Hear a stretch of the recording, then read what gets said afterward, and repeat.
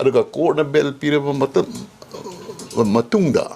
Imphal East ki DC amasung Thobal district ki SP na ma phani na Heirok da thogjaluyeba hoi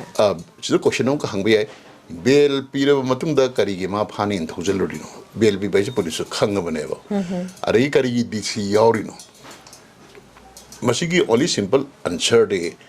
kanagumba achaw miyamna ma bel bi bisi I kadna bel piraga di NSA panchalo in thavane ba khojab da NSA palon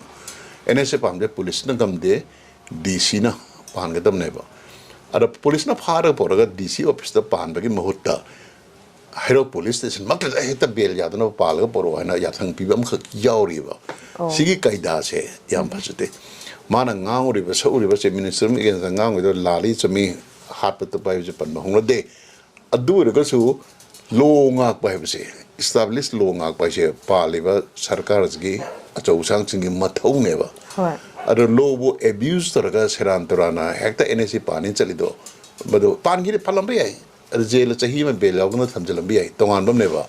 adu Heirok ki praja singna adu gum ya den ulak pase ma se Heirok ki praja sing thagale law abuse to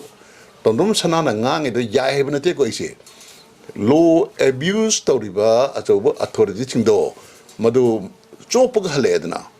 aroi beda Heirok police station manung dagi akhoi tondom sana phajar roi na mic ta lawra ga moi hing na